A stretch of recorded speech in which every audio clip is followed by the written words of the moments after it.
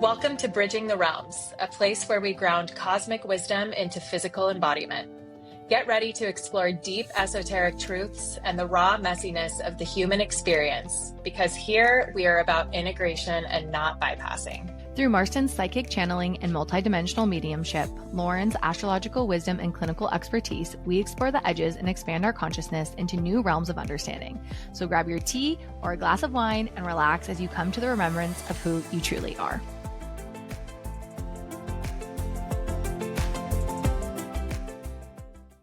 Back to Bridging the Realms. We just recorded and we are doing the intro now, and we just want to warn you guys, this is like 2 podcasts in one, because this episode is electric. We started off by just riffing and flowing around what we're seeing in the collective from an astrological perspective, what we're seeing with our clients, how we're serving, and just where the world is honestly going from a spiritual perspective. And then it moved into Project Bluebeam. And if you don't know what that means, potential fake alien invasions and the imprisonment of Earth and our souls and karma and life after death. So it really took like a left turn, but it all flows together because Marston and I, if you've ever listened to us, we just flow. And so in this episode, midway through, it turns to that. So if you guys want to go check that out, the timestamps below of when we start talking about different topics. But yeah, this is really fun. In the first half, we're going to talk about astrology and how that manifests and how we can use it to expand our consciousness levels, and the 8th house of intimacy and sex and love. And it all flows. I don't know. It was just a really fun episode. It was a really fun episode. And all I can say is buckle up for the second half. Truly, truly. So, alrighty, enjoy. Like, just to rewind a little bit, that is what we were talking about was, like the age of Aquarius, really, but it's more so just with the full moon in Aquarius and people collectively moving into a more Aquarian age of leadership and of being. And we were talking about like how we're noticing more and more people saying, I need to quit my job. Like I'm meant for something different. I'm meant to be a part of this shift taking place and more. And I'm noticing this with my clients too. There's a lot of patterns emerging, right? Every client. Yeah, right. Same. And I'm like, am I even channeling information anymore? Or am I just like talking to the same person? Like it's like to that point where it's the same thing manifested differently for different people, but yes, it's leaving behind relationships, it's ending relationships, it's leaving jobs, it's starting new. Like there's people are moving into this, and we were talking about how it's becoming so evident and apparent, but it's not going to be a smooth ride. It's very much like this exciting but tumultuous energy. And I was thinking like, getting on a roller coaster ride and getting buckled in the seat and being like, okay, ready or not, we're going. 100%. And that's where I feel like Saturn rules Aquarius and Capricorn. And like with it in Aquarius is it wants to take the box and turn it inside out. And Saturn's not easy to work with, right? So it's like, okay, we're going to take this box, we're going to turn it inside out, and it's going to change. And the change is uncomfortable. And yes, client after client. And it's funny you say that about channeling, because I'm seeing such different charts, but all the charts lead to the fact that they need to open up their gifts. They are going to lead traditional society in some form. They're going to teach. They're going to learn. They are going to share. They're going to heal. It's like anyone who's coming for a reading right now is stepping into this next level. It's wild. And I do feel like, oh my God, why is it? It's the time. It's just the time. It's the time. And I love that this is so cosmically supportive and validated in like the work that you're doing with star charts or astrology charts. And what I'm doing, because it's like, okay, this is just affirming like the people that are coming to me to work with me to develop their psychic and mediumship skills, the people that are coming to me for coaching, starting a business, life, figuring out areas of their life, or just a general like channeling reading and in general, it's the energy of like, I need some type of guidance, support, direction, clarity, because I'm feeling like I'm not meant to be where I am right now anymore. Like, I feel like a lot of what I hear is like, I feel like I have outgrown this chapter of my life, this area of my business, this relationship, marriage, like whatever it is. And it is a lot of people that are like stepping into their healing, teaching, whatever you want to call it, Yeah, like how they're going to be of service to of people service. moving forward. And it's so wild because literally next month, which we've officially opened the eclipse portal because it always happens a month prior Oh, and tell me about these dates. so date of the first eclipse is September 7th. So the portal Okay. opened on the full moon basically because that Okay. will be a month before the next full moon. Okay. Got it. So Got it. September 7th is a lunar eclipse in Pisces. And so it's this weird, I'm doing like I'm gonna do a free workshop on it because it's the North Node is in Pisces. So we are moving, it's like a magnet. We're moving towards Pisces energy, which is Mm-hmm. opening our gifts, right? Mm-hmm. Fully being compassion for one another. But it's a full moon, a lunar eclipse. So we're also letting go. We're letting go of illusion. Yeah. We're letting go of escaping and we're tapping the fuck in, which is funny because then the next one on September 21st is a solar eclipse. So it's a new moon on the South Node in Virgo. And Virgo is to be in service, to your point. Mm-hmm. So it's like, okay, it's a culmination of everyone's gifts are about to turn the fuck on September 7th. Like we're gonna have clarity. Full moon is like the sun is I feel projecting. giddy. And then it's like, okay, let's begin. Like, let's go. And Yeah. even though the South Node is there and we're releasing control. We're releasing the need to understand the next few steps because now we're tapped into our Uh, intuition and we're just gonna allow the intuition to guide us. So that's the biggest trick for this eclipse season is we're opening and it's are you going to make your mind, which is Mercury rules Virgo, like don't let the mind get in the way. Don't let the little details get in totally. the way. Allow to be in service and your intuition and you'll be on the right path. So it's going to be really interesting at the end of September where everyone is because this is like all the clients we're getting. This is the moment that we're restructuring, which is why I'm opening Yes. my cohort number 2 for level 1 astrology is because I know during eclipse season, people are going to be like, I need to learn. I need to learn it because it's about to be a Yes. rush of people. It's so cool. Wow. Okay. I'm getting full body chills, by the way. Like all of this. And I'm feeling this surge of electricity coming up. It's just like, let's go. Yeah. Like, let's ride. It's like all systems go across the board. And it's so interesting because, and I'm not surprised at all to hear that you decided to do this next cohort because people are going to want to learn more. I'm seeing that in like most sessions I'm doing now, at the end, they're saying, and by the way, I've been thinking about doing your psychic mediumship about it. And for a while I was like, well, oh, I must be just like really attracting in like, the right people for this, which is yes, but at the same time, it's no coincidence that we're kind of approaching and in this portal of a time right now where people are feeling more inclined to explore their gifts further and to say like, hey, there's actually something more to this. My soul, what I'm noticing in a lot of people, their soul is getting a bigger seat at the table. Mm-hmm. Like their soul is really coming online more and saying like, hey, we came here for this. We came here for this reason. I mean, we came here for a lot of reasons, but like this is kind of why we decided this time and place. Yeah. So it makes perfect sense that you like would be kind of doing this at this time and also pointing out all the energies that are going on right now. I mean, truly, it just feels in my bones like everything is changing and really fast. It feels like the spin cycle in laundry. Like we're like done, but we have to spin it out, you Totally. know? And it's so funny you're saying like the parallels of our practices right now because I told my husband, I'm like, Yeah, why after every one-on-one astrology reading, they want to learn astrology, which is awesome. But a lot of the times for the last few years, it's like, oh, I love this. I'll book another reading in 6 months, right? Like they just loved astrology. totally. Now it's Hmm. like, I need to practice. And to your point, like why it's so fast, I think, is if you think about what we just went through with Mercury retrograding in Leo, we're Hmm. dying off opposing Pluto in the full moon in Aquarius, like we're dying off the ego. So our soul can lead because Leo rules our ego. So it's Yeah. almost like, okay, how can I strip the people that keep me in my old identities, strip the jobs that kept me in my old identities, and truly Hmm. start leading from the heart, which is the most empowered side of Leo. And then the Aquarian energy is like, and be your fucking weird ass self because that's what's going to Yes. create magic. And then we step into eclipse season. It's like, holy shit, because Mercury's opposing Pluto right now in the sky. So it's like literally our mind Yeah.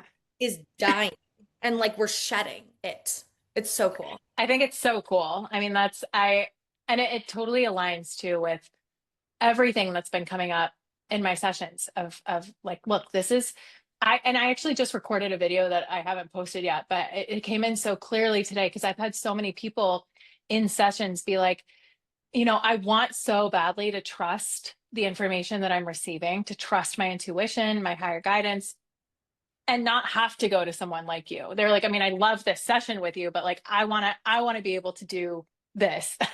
And I'm like, you can. You don't need me. But kind of like what you're doing, right?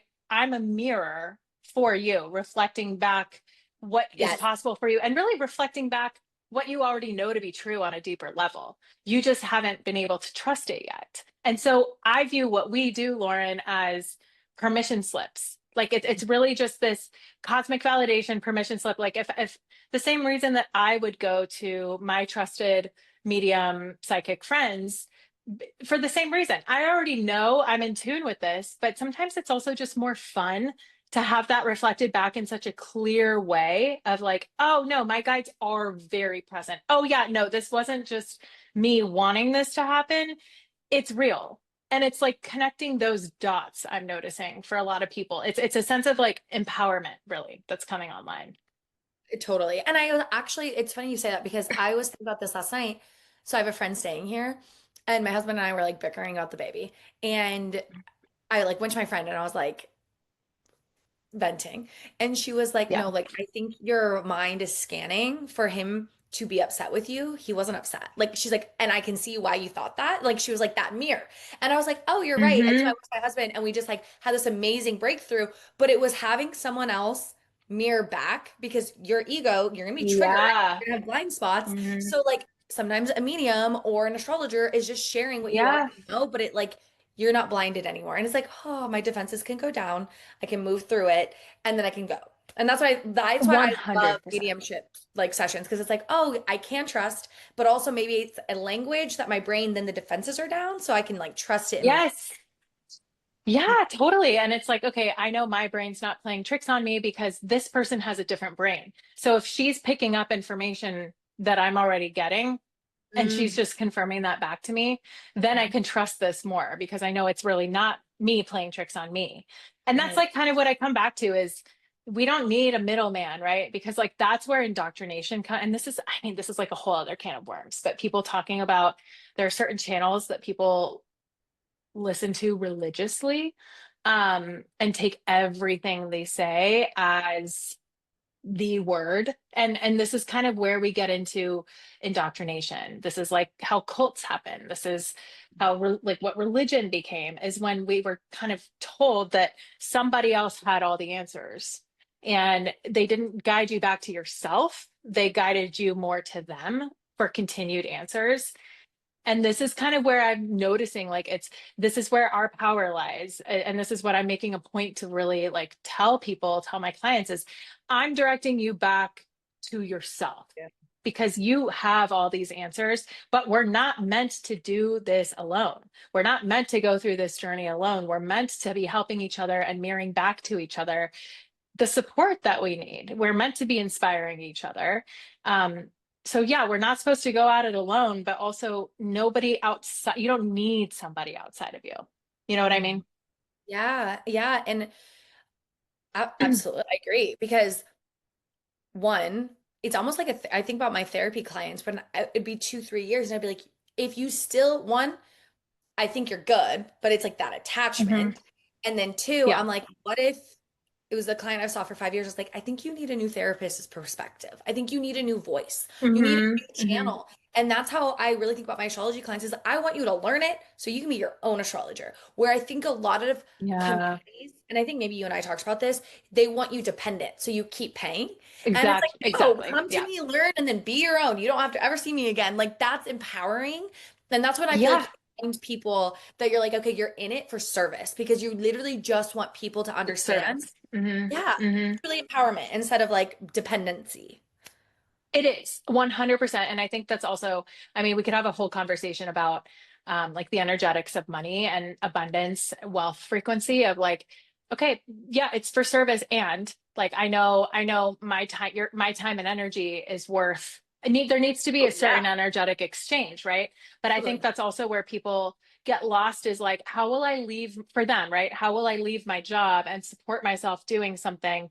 Because they don't know how to value their time and energy, because we were never taught how to do that. We were taught how to exchange our time for a predetermined amount of money based on what we were told we were qualified to earn in the system. And so that, I mean, this opens a whole other can of worms. I just, I mean, and I think I'm on this because I had two wealth consciousness consultations today. And it's wild how every time I do this, inevitably, it goes back to a time when they were a child at some point, where they were told who they should be, how they should earn love, or how they didn't receive the love that they really deserved as a child. So this is like how they learned safety. But people don't understand that money ties directly into relationships. Like it's not a separate, this isn't a separate thing. So, you know what, go ahead. No, keep going, but like Venus rules money and love. There you go. Bingo. Oh my God. I watched that aha moment on your face. It was beautiful. I'm like, But oh this my God, is, keep going but though, this because is I'm like, it.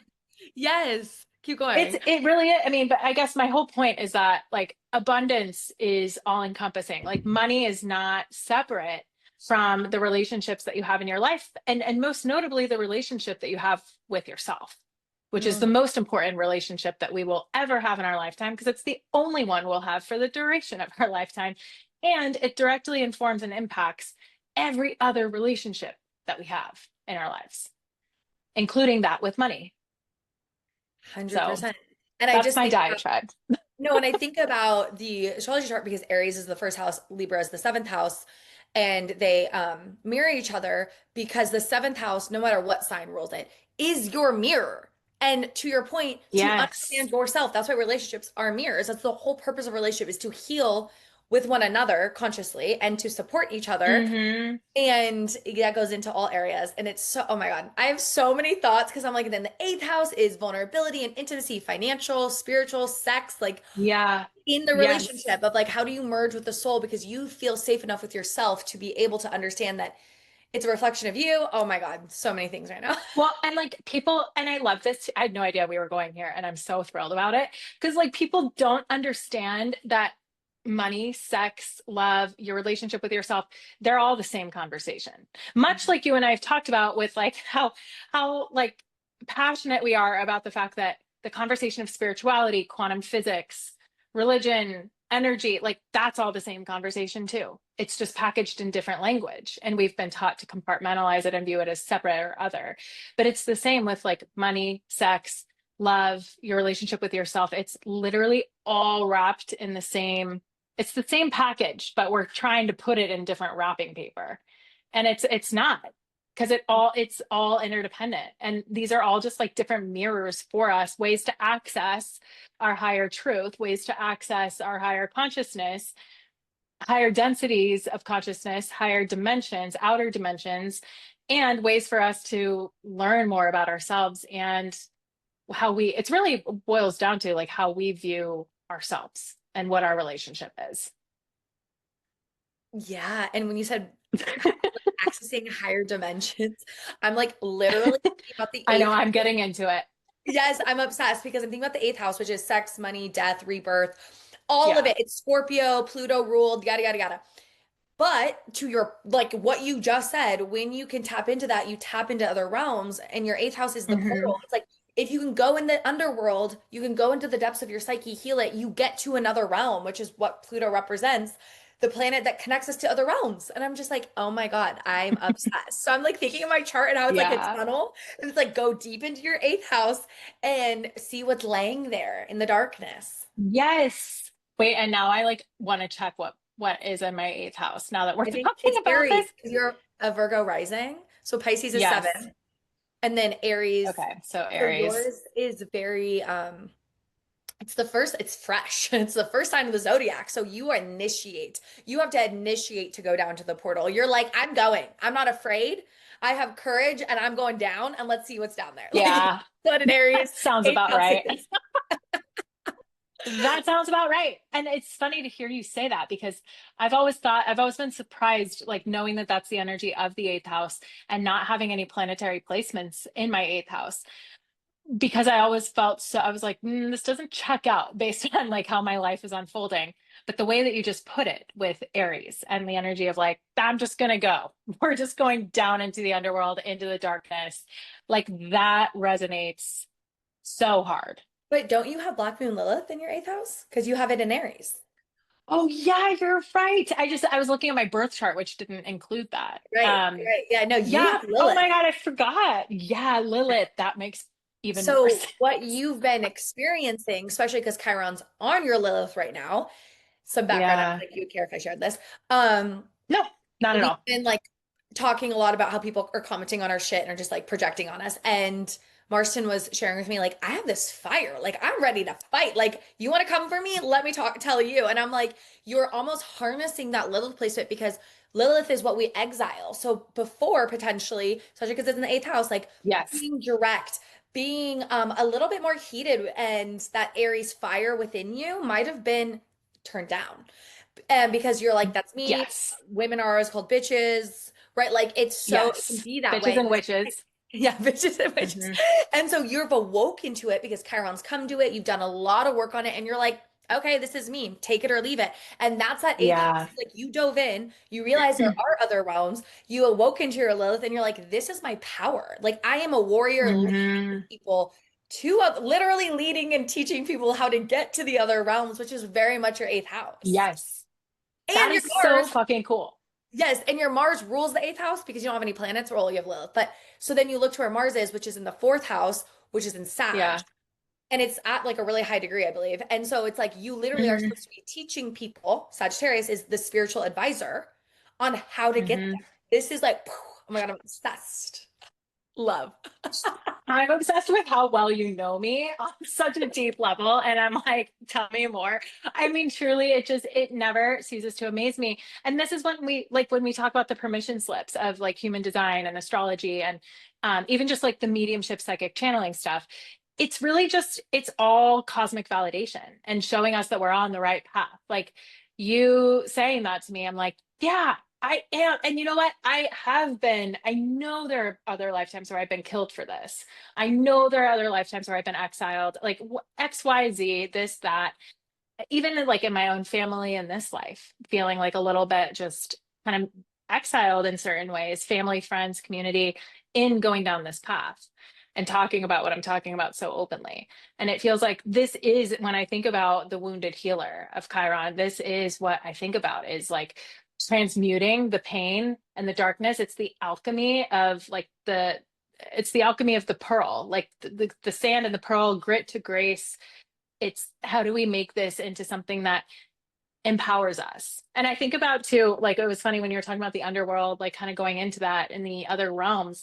I was thinking about ancient Egypt, or Kemet, and oh God, I can see it so clearly, but that like river boat that was symbolic of like the boat that would go be taken into the underrealm. Do you know about this? Like the Uh-uh. ancient goddesses, there was like an ancient god or ancient goddess that would, and someone, I hope someone listens to this and knows who I'm talking about, but they were known for like ushering people like kind of into the underworld, into these portals. That's totally what was coming to me as you were talking, which Oh I my think God. is so cool.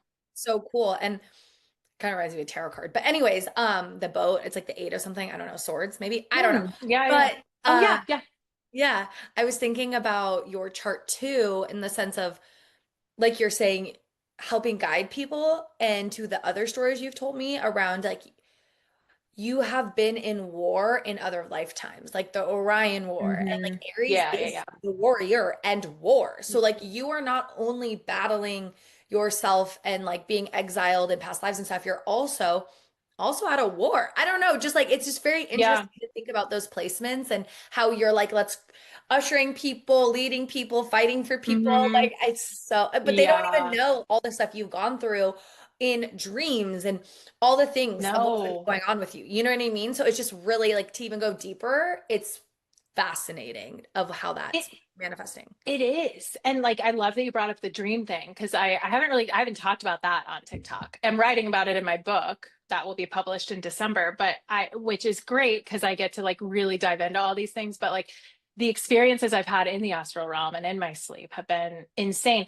But it's wild to think like with the Orion Wars and Mars, like being the warrior, and like Yeah. I just look at my own name and I've always thought that there was something to it. It's just so funny because the Orion Wars involved Mars directly, and just being the planet of war. I don't know. It was Wait, that something is I've always wondered about. wild. Yes. I know. I know. I It's love that. insane. It just all goes to show like this is all just kind of part of the script. It, Um, so yes, yeah. it's wild. I mean, and that's the permissions of like with astrology. Mhm. It's eerily scripted because I have never ever looked at a chart ever and someone say that doesn't resonate. Ever. Like it's Yeah, no. almost impossible because it is scripted in like this weird way. Because it is. It Yeah. might be in the shadow, it might be in the light, it might manifest differently than I might say. And then they'll be like, yeah, but in this way, and Yeah. I'm like, yep, that makes sense, right? Like it's just freakishly accurate just because it is what our soul encoded. We chose to do. Encoded. That's a great word. And yeah, it's our blueprint. And I love that you just brought that up because what I was thinking during that was yeah, like it is important to note that there are all energy exists on a spectrum of potential. And so we're always emitting a certain frequency within that spectrum. And that can be the low vibe, or that can be the high vibe, or the dark, or the light, whatever you want to Yeah. call it. Expansive Right. But I restriction, think right? Like all the different words, but the spectrum. all the different words, but it's all the same shit. And I think about people who don't resonate with astrology, and it's because they haven't gone deep enough. Like they just hear the sun sign and they hear like the basic, description of it or whatever. They don't understand like the inner workings of the mechanics of all of it. And it's the same with human design too. You can be embodying the same energy expressed differently, and it will show up and be perceived as a completely different energy unless you're aware of what it is.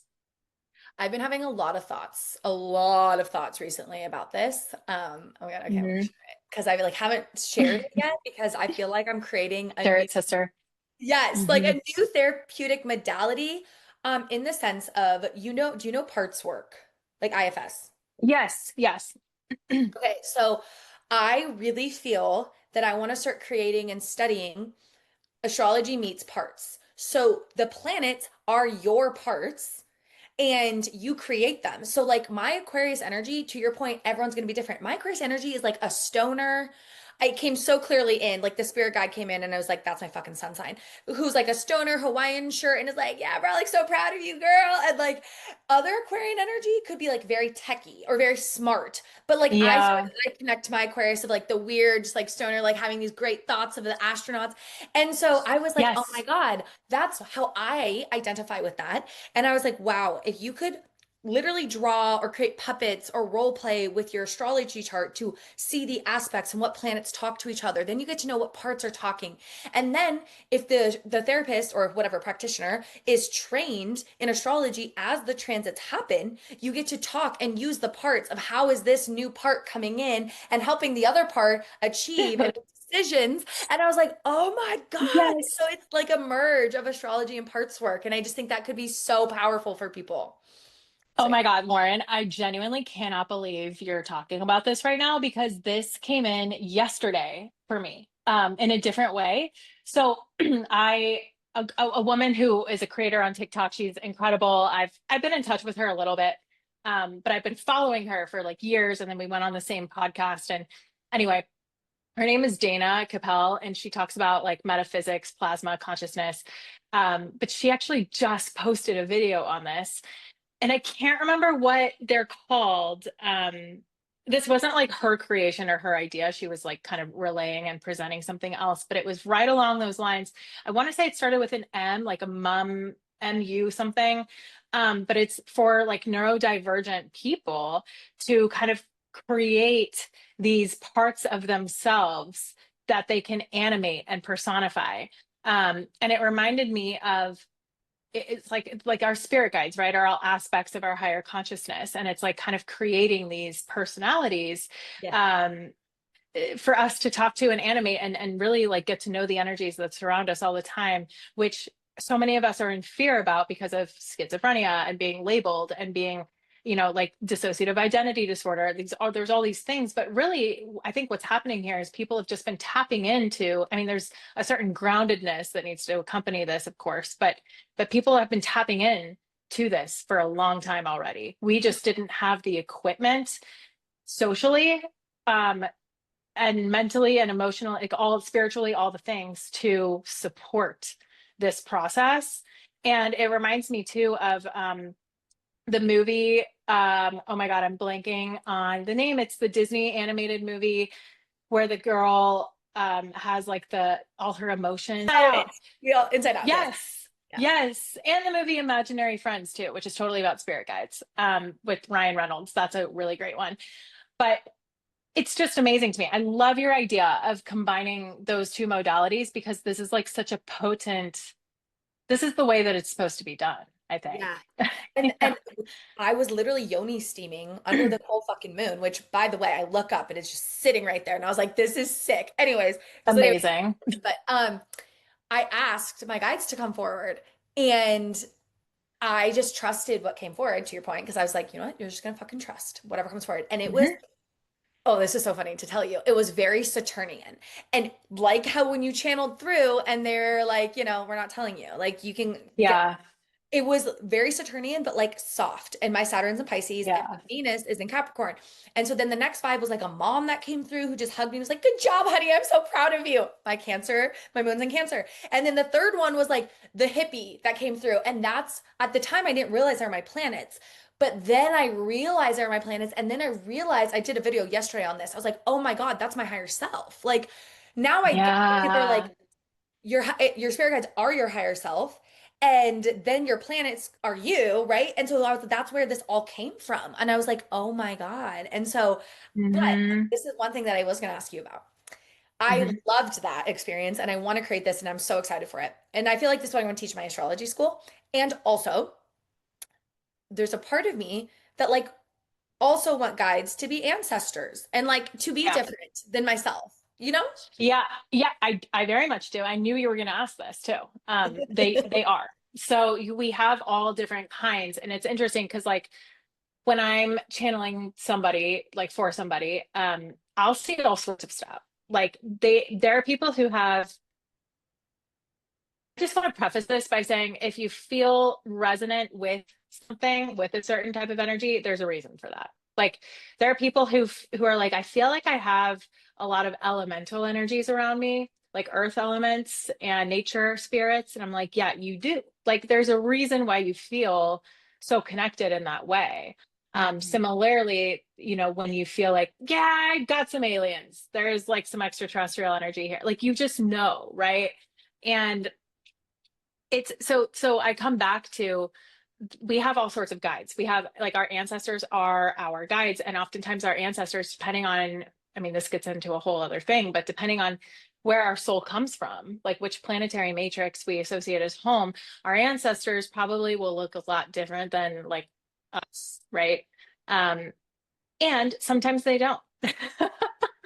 So, like, our ancestors are our guides. We just wouldn't necessarily recognize them as such. But then other times we do, like our grandma, our grandparents, our great grandparents, other lifetimes on other planets. Like it's all interrelated because if you think about like our oversoul or our higher self that contains the information for all of our soul iterations, it contains the information for all of our lifetimes, which also means all of the different aspects of ourselves that have been expressed, all of our different soul and star family members, who will present themselves in a way that makes the most sense for you in terms of what will make you feel the most comforted or the most loved, or whatever it is that you need the most in this lifetime is really how they'll express in the realm nearest to you, if that makes sense. Yeah. Um, so yeah, they can be aspects of our higher self, and they often are.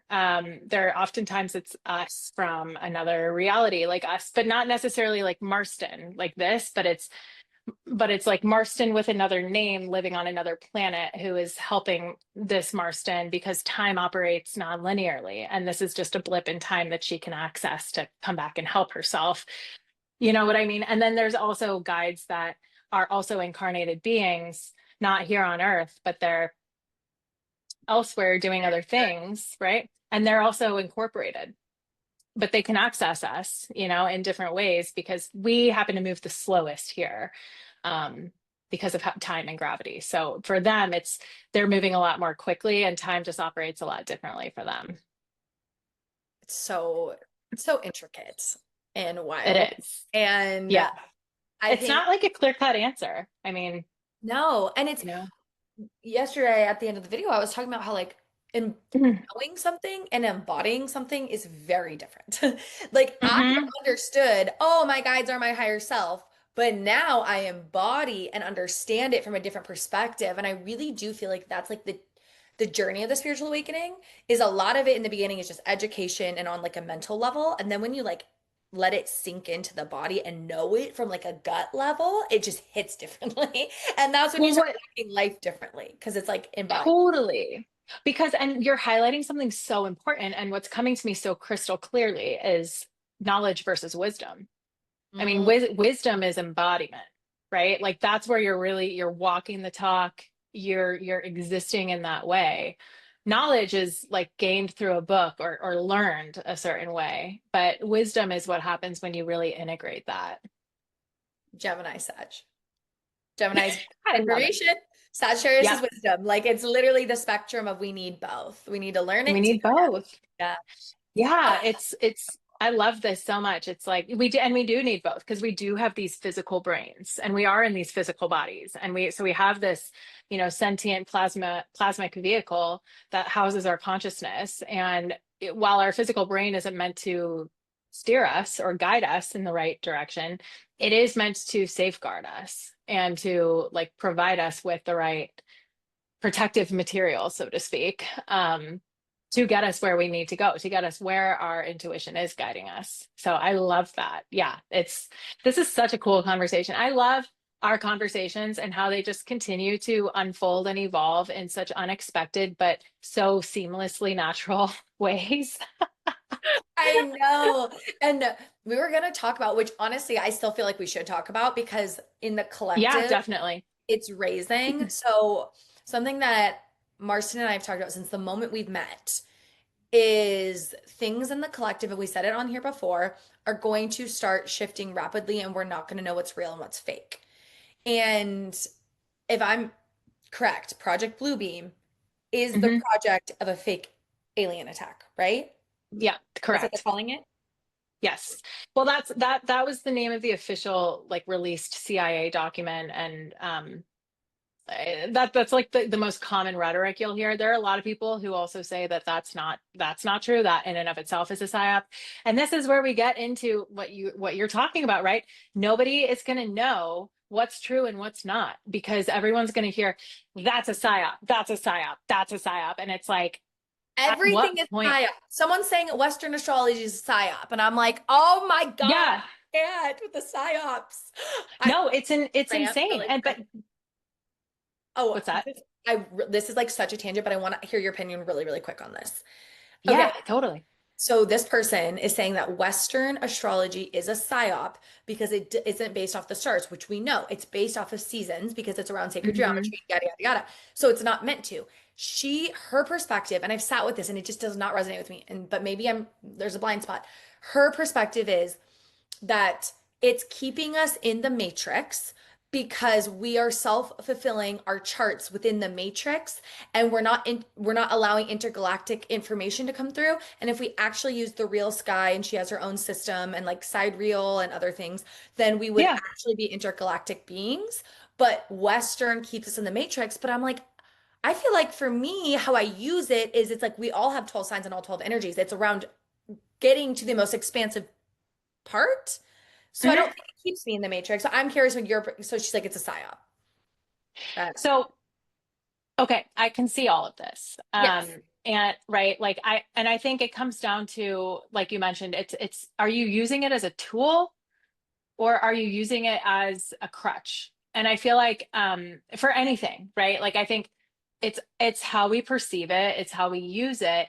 I agree with like the intergalactic components of this with you look at like the Voynich manuscript and how like Scorpio is not really Scorpio, right? Like there's like that The 13th, you 13th. know, Yeah. yeah. And you know way more about this than I do, but the way that I would view this is I don't view Western astrology as a psyop by any means. I view it as just like anything, it can be used as a weapon or a tool. And so it could like you could view it as a way to keep you in the matrix, sure, or you could view it as a way to exist successfully and seamlessly in this physical reality that all of us are in, regardless anyway. Like if you're in a body on Earth, you're in this physical reality, you're in this simulation. And Western astrology, I think, would still apply. It doesn't have to resonate with you, but I think it all, again, it comes down to the language. Like, I feel like if you were to give this woman a reading in your language and with your magic and your healing, I guarantee you she would be maybe, I mean, maybe, who knows? I guarantee you that there would be something in her that might change her mind a little bit. And I don't mean change, I don't think changing mind is the right terminology, but there might be something that's more open, if that makes Yeah. sense. Yeah, and I see that definitely can see how that's such a good perspective of like if you're using it as Bible. Because the Bible, Totally. like, Hmm. right? Like, and which it would keep you like, this is what it is, and this is what I'm going to do. And it's like, no, because once you learn your chart, you learn that chart 5,000 different ways as it just expands, expands, expands, expands. Like, it's not Yeah. fixed. So I guess Yeah. to your point, if we use it as fixed energy and this is it, I'm never going to do because this is what my chart said, yeah, that would keep you instead of moving. Yeah. Okay, that's why I wanted to, Yeah. because I've been sitting with it and I'm like, I just don't feel like Well, and it is, no, and it's like there's bits and pieces, right? Like you can, it's this and that. Like you can take some, you can leave some. It doesn't have to like fit the whole narrative. It's interesting because my guides, when like they started making contact with me, we actually talked a little bit about this, and they were like, they were like, no, we don't have astrology in the way that you do. We have an inherently different relationship to and with the planets and stars, but it's much more like we don't need it. You guys, it's kind of like this map for you to like help remember that you are so much more than this reality. And so in certain ways, I can see how it would be viewed as a trap, like or how people could see it that way, like with karma and the karmic wheel. And we don't have to be on the karmic wheel. We were really never supposed to be on it in the first place. But that gets into like the soul reincarnation on Earth trap, that I think a lot of people talk about, and probably that we'll end up talking about more at some point, because it has everything to do with what's going with the liberation of humanity and humanity having been Earth, indigenous humanity having been locked under lower states of consciousness for generations, keeping us reincarnating on this planetary matrix, not able to become interstellar in nature and reach that next stage of soul evolutionary growth, which is 100%. like a whole other thing. Whole other thing, which I think will actually lead if we have time, because I do want to say something about that. But Hmm. yeah, and I think I'm like, maybe I don't even practice Western astrology as I'm sitting here because I'm like, I kind of use it. I also, part of my like thing I want to create when I think about our chart is we forget we have all 12 signs. No, we forget. I think people don't understand at times when you learn astrology that everyone has all 12. So Yeah. people are triggered by Leo. Yeah. We all got Leo. Like it doesn't matter. Yeah. So, Totally. Yeah. Yeah. it's like, it's really Hmm. actually about getting to the most unfiltered of every single sign and every planet because we all have the same fucking energy. So when you expand Yes. to the highest level, there is no more shadow. I mean, that's like enlightenment, right? But there shouldn't be, Hmm. how do I say it? Like no shadow. Like everything is the same. So really your chart no longer is like your chart because you got to the most expansive energy. And then the planets Yeah. where they are tells you what to kind of do. I don't know. Like I've been really thinking about that of like eventually we all just want to be at the most expansive 12 sign energy and planet expression, which would be the same, but different variations. Hmm. Does that make sense? Total. It does make sense. And it's more so it's like a code or a key. Like again, I keep coming back to like this is like a um what do they call, God, I'm having a tough time finding words today. The key on a map, like that with the code, the symbols. Um, I it's don't like, know. you know what I'm talking about? Like a map key to help you find like this symbol equals this. Whatever, it doesn't matter. But I feel like it is more so like a map key, a key to help you live a life of alignment. I mean, it's not, it doesn't have to have all the answers, and it doesn't, and it won't, because it was constructed by humans, you know? And so, and just like everything else, I think there have been manipulations throughout time. There have been changes, there have been misinterpretations, miscommunications, like everyone kind of hands down information, knowledge, wisdom, if you will, according to their own, through the lens of their own consciousness, according to their own language. So Yeah. of course things are going to shift throughout time, because we're also shifting and evolving too.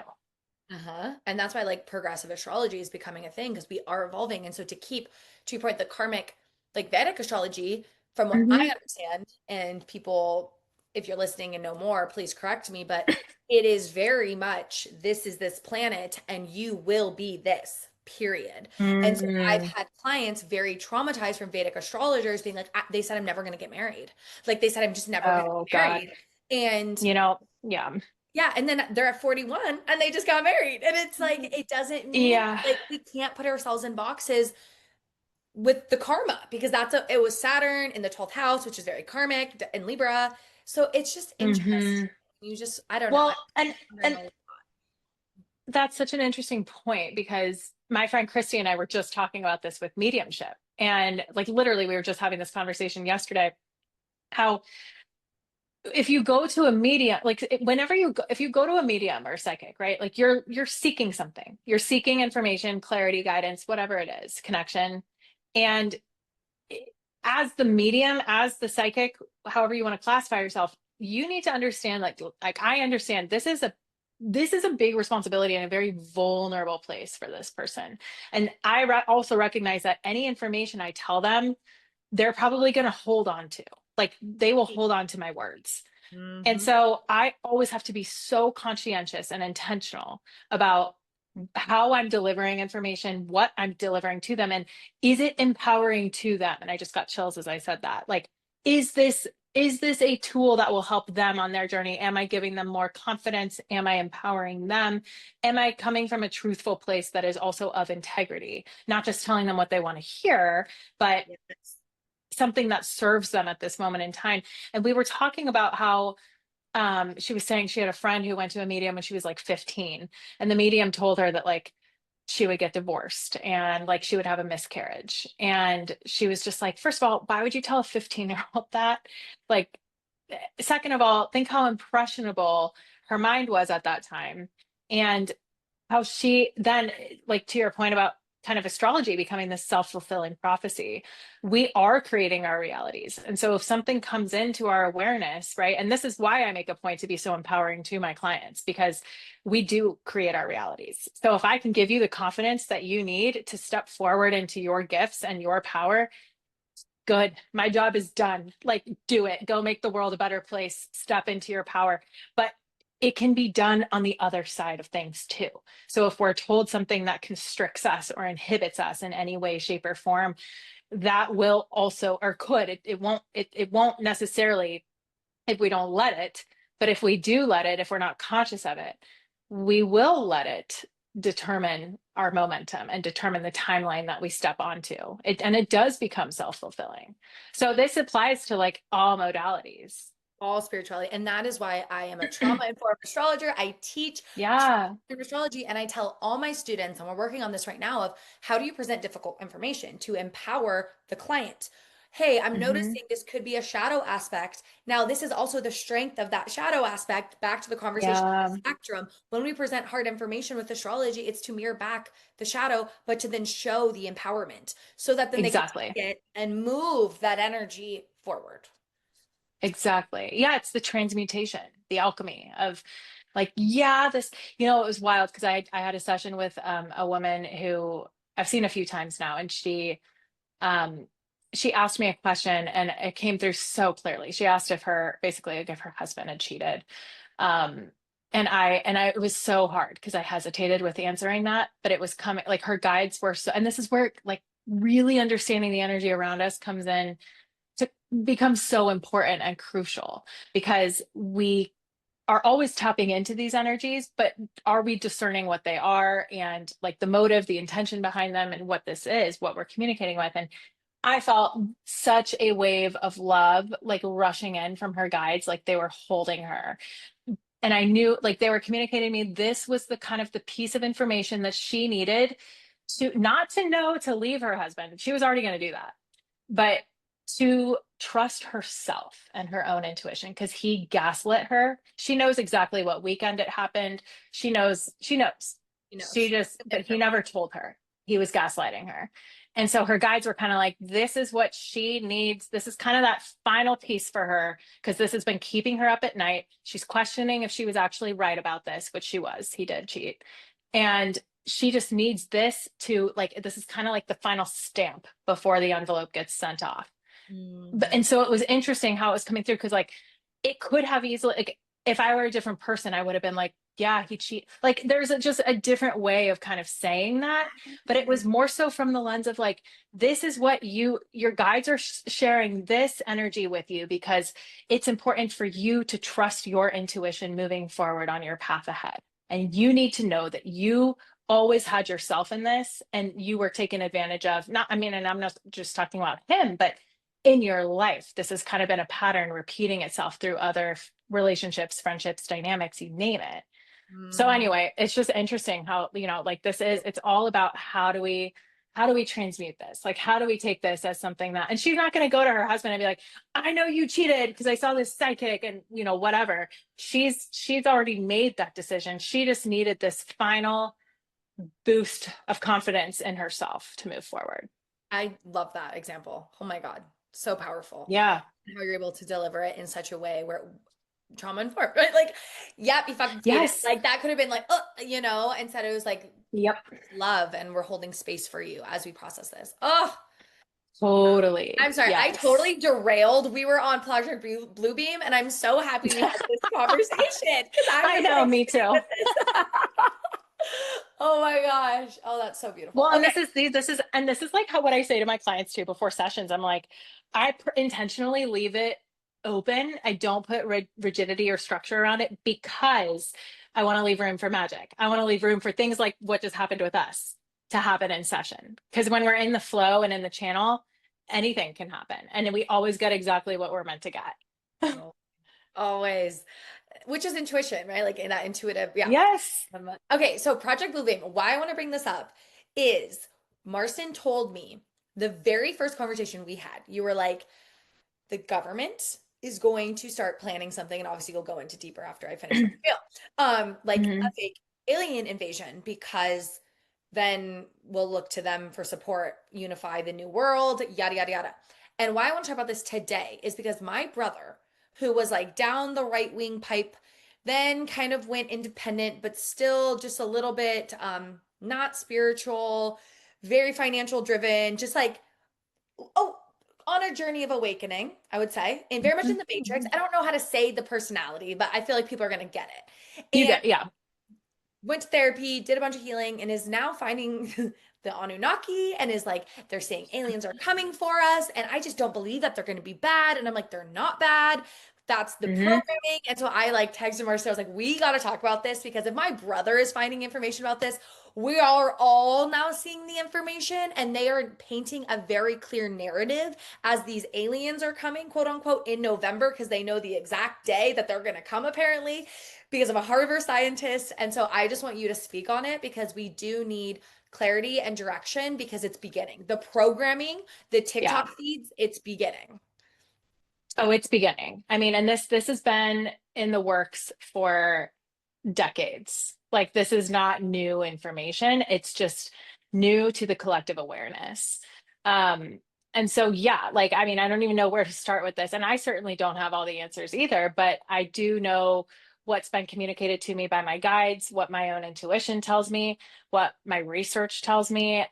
Just like kind of dipping into these dimensions on a daily basis and um, receiving more information. And here's the thing. So and it's interesting because I talk a lot about this with well, not a lot. I'm just starting to talk more about this with certain channels like Bashar, right? Like who is amazing in so many ways. I mean, this is like a whole can of worms I don't necessarily even want to go down right now just because of time sake, but we don't have to throw the baby out with the bathwater. Like we don't, it kind of gets into what we were talking about earlier with indoctrination. Like just because someone mostly says things that you resonate with doesn't mean you have to resonate with everything that they say. And this is also where controlled narratives start to happen. Like this is kind of the infiltration indoctrination process of like getting someone's trust enough to then kind of flip the script in a certain way or infuse it. I guess that's a better way to say it. Infuse the narrative. You have enough truth to it, but you can now infuse it with your own agenda. And it's interesting because when we think about Project Bluebeam, that's exactly what's taking place here. Is it's we can see the false narrative at play. I mean, religion has done a wonderful job getting people to think that aliens are demons, and has done an incredible job keeping people rooted in fear. And I'm talking about indoctrinated religion here, like institutionalized systemic religion. Um, and so with Bluebeam having like the oh my God, I'm like, there's so many ways to go with this, but our government, our military industrial complex, and this is not just specific to the US, this is global, has all sorts of reverse engineered technology in our bases. Like Lockheed Martin already has spaceships. Like we have technology that is 300 years more advanced than what we are currently able to fathom right now, including zero point energy. And that, of course, if the public knew about that, all these companies would be out of profit and power and control, therefore. So anyway, that's like another kind of tangential part of this, but we have the capacity and the tools and technology to essentially stage an extraterrestrial invasion using holographic technology, using reverse engineered aircraft. They've actually already been flying UFOs over the masses and over various countries, but those UFOs, yes, some are extraterrestrial, but a lot are actually ours. And of I mean, course, the people don't know that. The Dior bag, Yeah. like I know this is America focused, but like if they were really another country, they would have been gone like that. It happened for 2 damn months, 3 months, and they're Well, still happening. and this is how they keep us fighting each other and at war with each other. This is how they keep us distracted. As long as we have a common enemy, right? They're preying on human nature, they're preying on fear. As long as they keep left versus right, or us versus China, or whatever the case may be, then they keep us distracted from the real issue here. And it's really like it's really a class issue. Um, and so this fake invasion is a way to keep us pitted against a common enemy, which is not real in the first place. It's a way to maintain control over the masses. There's actually a movie that was made about this. It's not, they didn't say it was about this, but it mimics this. It's called the fifth, I think it's called the Fifth Wave. But it's like the military essentially like really turning civilians into soldiers, like psychic soldiers, and turning them against this common enemy by saying, like, this is what they look like, this is what they act like. And this is what we're experiencing and about to experience here. And it's interesting with like the Three Eye Atlas happening and like that ship coming that they're like, it's potentially hostile. It's not. Nothing's coming to get us. Like this isn't a hostile threat or invasion. The beings who want to harm us have already been here. They've already been doing it. This is about us liberating ourselves from those beings, many of whom are human here on this planet. Um, the beings Shocker. who are right, the beings who are here to assist us are going to be making themselves known more, but they're not going to come in the way that we're seeing it right now, where it's like, yep, full stop, full steam ahead, here we come. Like, no, this is done on a consciousness level first and foremost. So I'll pause there because I know there's like so much more I could say about all this, and there's so many directions I could take. Yeah, I mean, I guess from the rabbit holes I've gone down, from my understanding, and you touched on it, and so I just want to go like deeper down this one path, is like, okay, if they come down and Hmm. they can say those are demons, They can get all Hmm. the religious folk being like, oh my Yeah. God. And then they can post South Park. Oh my God, South Park did this. They literally showed us Jesus comes down and saves us. Yeah. Yeah. Yeah. That's part And of it. so, holy shit, I'm just realizing Hmm. that. Okay. And so then they're like, no, follow this. This is God. Jesus is here. The rapture is here. So Hmm. everyone around the world, there's no more religion. Aliens are real. Jesus helped us. God helped us, whatever. We're following God, who is Mr. Global, who are the fuck. So now we're all slaves to one system, the New World Order. And there is Yeah. literally no more countries and there's no more freedom because we're all following this, which isn't real because they've demonstrated it. And that is like kind of clicked when you also sent me that one video, that like 45-minute video of the lady being like, they want chips in her head. They want globally Hmm. all money to be electronic so they can turn it on and off. That all makes sense together if they stage this invasion for all of us to then follow this false prophet instead of coming Hmm. together to revolutionize ourselves, which is happening right now. So of course they had to speed up the timeline because everyone's like 2027. I'm like, yeah, but they're like kind of, I feel like unless they're They're really speeding it up. paving, yeah, they're really paving the way right now. Yeah. The day Uranus moved in to Gemini was when this Harvard scientist, or at least the week, I'm pretty sure it's the day, came out and said there's a spaceship coming. I was like, oh, Hmm. that's weird. That's a weird timing. Oh, is there? I mean, and that's the thing, right? And suddenly it's being covered by national news. Like suddenly now mainstream media wants to talk about it. I don't think so. And this is the thing too with all of this. What you're saying is so spot on because the Christians are waiting for a savior. They're waiting for one man in particular to come and save them. Anything to not take accountability and responsibility for their own sovereignty, right? And I'm not like I don't mean to diss Christianity or Christians here. This is like about reclaiming our sovereignty. No one is coming to save you. Like this is about you recognizing and remembering the Christ consciousness within yourself, which is unity consciousness, which is the expansion of consciousness into higher densities of existence. This is about you stepping into the Christ embodiment, the Christ within yourself that we all have available to actualize. He was walking here to show us the potential of what is possible for us, right? Like he wasn't saying, follow me. He's saying, I am the way. This is the way. This is, let me show you. Right. And he didn't want followers. He didn't want people waiting on a savior, just like the extraterrestrials that are here to help us, Yeshua included. That's a whole other can of worms, but they're not gods. They don't want us to worship them. They don't want us to fear them. They don't want us to worship them. We are their equals. Just because they're more advanced than us does not make them better. We are still an infantile species. I mean, we were definitely stunted as well, which is a whole other thing, but or at least from a consciousness standpoint. But relatively speaking, in the grand scheme of the cosmos, we also are a young species, a young planet. So it'd be like comparing a grad school student to someone in high school. They're not better than you, they're not smarter than you, they're just further along in their journey. And so for us, that's what's happening here is like, yeah, we're so susceptible to being manipulated. We're so gullible, and it's not our fault. We have this incredible capacity for empathy and for love. We are connected. We are a direct link to source consciousness. And that allows us to be easily preyed upon and taken advantage of and used for our life force energy.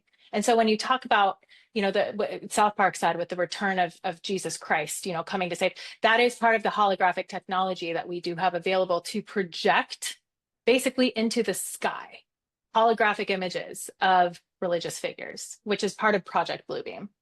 Yes. Yeah. And I just realized, oh my God, South Park, like, and this is what they tell us through movies and Hollywood, what's gonna Yes. happen. And so it's like, holy Yes. shit. And, Yeshua, I just think it's hilarious because Jesus revolted against the system. He revolted against He the did. He church. hated the church. Yeah. Yes, he was an Aquarian. He's a Pisces, yes, yes. But Pluto and Aquarius, like, this is the moment of Christ consciousness that we are awakening to. And I think that Hmm. that's really such a strong realization right now that everyone's starting to wake up from different angles. And that's like with my brother, who's non religious, who is very much within the system.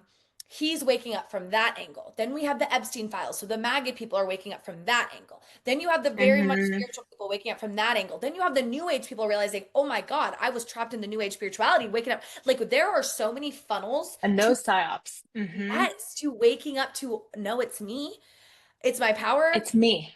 Yeah, and Hmm. not in a selfish way, but it's just like, no, we are literally Christ energy. Holy shit. And when you start walking it, and Yeah. I'm like a baby embodiment of this, I'm seeing the magic. And it's like, boom, boom, boom, boom. And it's like, whoa, I'm It's creating this amazing. shit.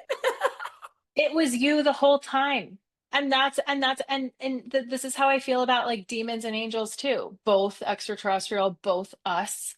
Like there's dark and light in everything, including us. We're not here to cast out the darkness within us. We're here to meet it where it is. We're here to recognize it as a part of us, as a part of our fullness. We're here to bring it into balance and harmonize it through alchemy. And like, yes, there are beings out there who do not want us to remember this truth. Yes, there are extraterrestrials who want to keep us under lock and key, but there's a whole lot more who have a vested interest in helping us reclaim our rightful place in in our interstellar community. Because humanity was supposed to be an interstellar species a while ago. And so now we're really just kind of claiming our rightful place, so to speak, in the cosmos. But guess what happens when we do that? There's a loss of control, there's a loss of power, there's a loss of profit. And it's interesting that you bring up like money becoming like a quantum financial system. Again, light and dark to both of this, there's both light and dark to this. And it's the same with AI. Like, what does that become, right? Does that become its own god? Which Elon, kind of referenced with Memphis, Tennessee, being like, this is where our new God will come from. And that's where the bulk of this operation's taking place. And it has a direct link to Memphis. It has a direct link to the Nile, to ancient Egypt, Kemet. And so there's so many like similarities and parallels to all of this. But really, it's all about what do we allow to take form? Where do we allow the momentum to build? Because we're the ones creating this timeline. Yeah. Well, and I think when I learned about this years ago around, okay, and this is why I kind of wanted to touch on the entrapment of Earth, Yeah. consciousness, Hmm. right? The lock-in karmic wheel that we've been stuck on. When I first Hmm. learned about this, I would say a few years ago, I immediately rejected it. I was like, that's fucking Yeah, terrifying. totally. I'm not in jail down here. Like, no way. It almost felt like my power is being sucked away from me, that I'm in this dome, I'm in this prison. And the way that the video, Yeah. it was very fear-based and it was very scary. And it was the Anunnaki Hmm. locked us down here and we're never going to get out and we're stuck. And like, that was No. terrifying. So I instantly rejected it. Right. But then like Yep. slowly unraveling more. So if you're listening to this and you're like, this is fucking crazy, no way, I don't subscribe to this, totally fine. Take it and leave it. And Yeah. maybe a year from now, you're gonna come back and be like, oh, I get it. Because for me, as I've slowly unraveled, found people I trusted, learned, Yeah. I was like, it doesn't mean that there's, I mean, it could mean that there's literally dome around us, but like that's the purpose, that we're waking up and we have the ability to wake up and break free. And that, I don't know, I looked at it as such a more empowering way, and it resonated a lot more than in fear. Cause that when I first learned about it, I was like, that's fucking Mhm. like terrifying. Well, and think about what you just said right there.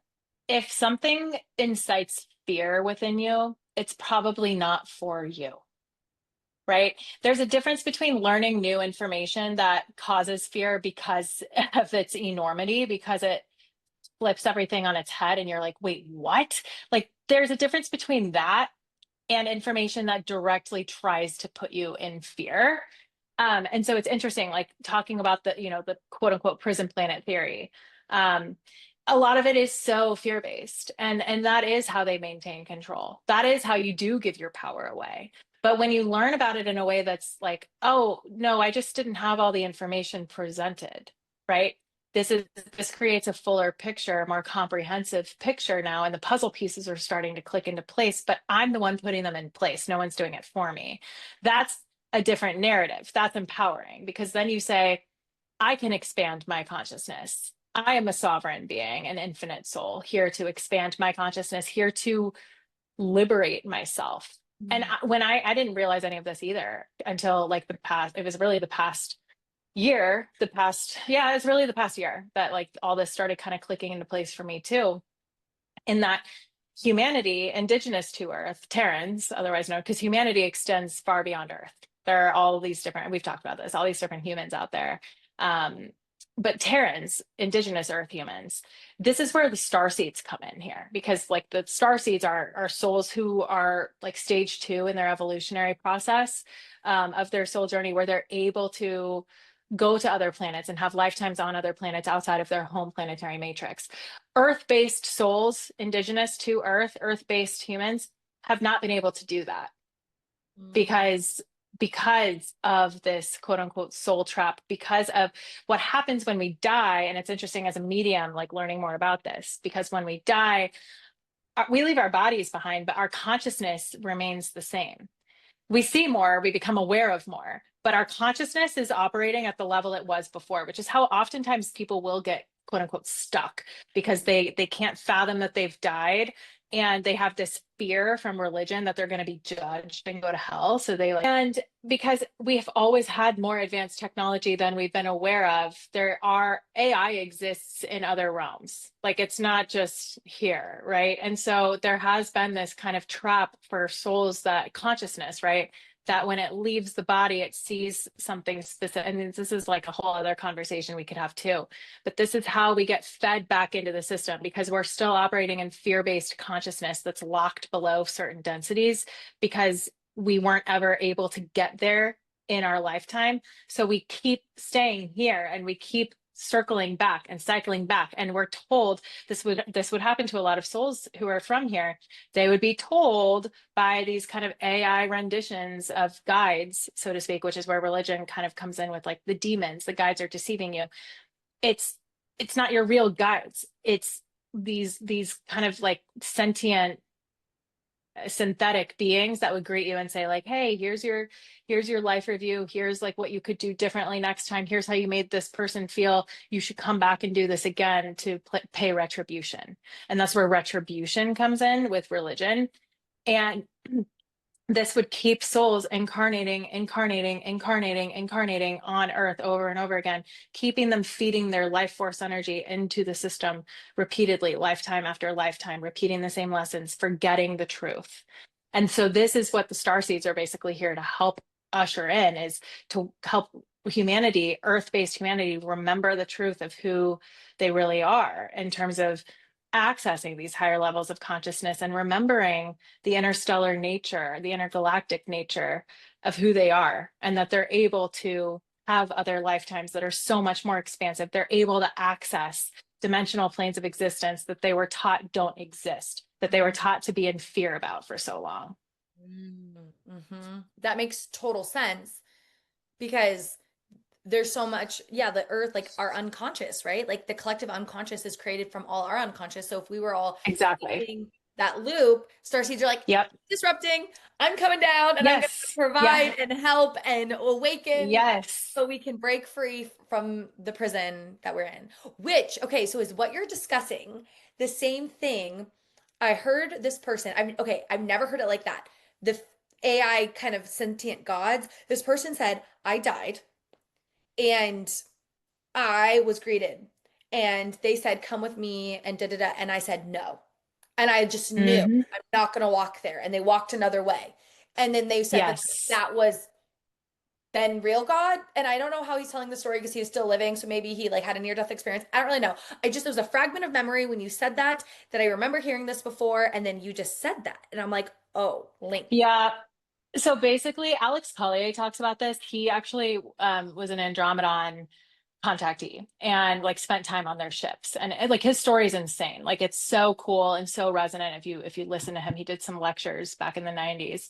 Um, but anyway, he's been doing more interviews, obviously lately, now that people are like catching on to all this. And he talks about this and how there's this certain false light that like people say like go to the light, but Mhm. like that's kind of in and of itself a trap. He talks about how when you cross over, you're supposed to, not supposed to say, but like, because there's nothing you're supposed to do. But if you set the intention just to go home, to take me to my star family, take me home, take me home, you won't go to the light. You're actually going to have a completely different experience. The light is like this kind of false religious trap of like that again, this is like how religion was indoctrinated. It's like go to the light, go to the light.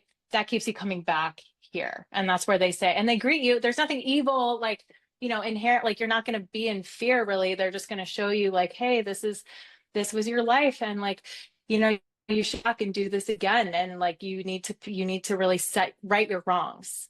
There's a judgment. And that is where like that judgment kind of takes place. Yeah, but we were never supposed to continue reincarnating by force, at least.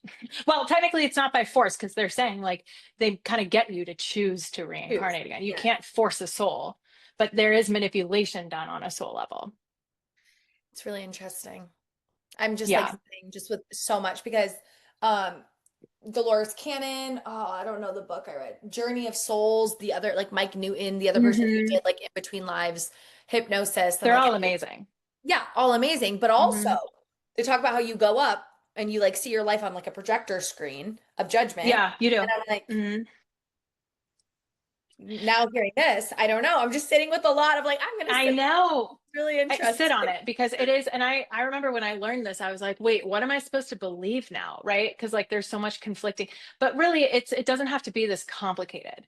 It's what it comes down to is what you're experiencing a loving, empowering, free of judgment experience? Is it something that feels expansive? Like, do you feel as a soul like you get to explore all the things you want to explore now? Or is it kind of reminiscent of Bible school?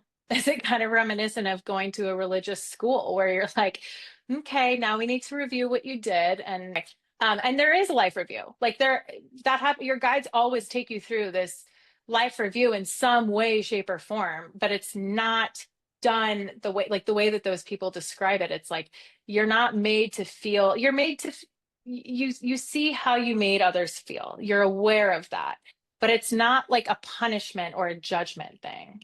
It's more so for you to have a fullness of understanding of why things happen the way that they did in your life and to get a fuller picture. So also if you want to help your loved ones who are still embodied, you have a fullness of understanding there. So you see what I mean? Like it's just the difference in intention. Oh, I love that. Oh my gosh, Yeah. what a great conversation. I know that we have to wrap. Um, Yeah. so this was beautiful. I loved it. Oh, and I Yes. feel so energized and lit up. This is like truly this is how I know we're in alignment because like we are meant to be talking about this. It's so fun. It's always so fun to record. And like honestly, Yeah. today, seeing the parallels of our businesses and Hmm. one, how we both practice, two, the clientels we seek, like are serving, and then three, what's Yes, genuinely happening in the collective, it's so parallel, it's kind of creepy. Like I'm like, oh my it God, this is is so awesome. Like it's so aligned. And just everything you say cosmic validation. so It is. Oh God, I love it and I love you. And this was just the best. The best. Thank you so thank much. you. We'll see you guys next week. Bye.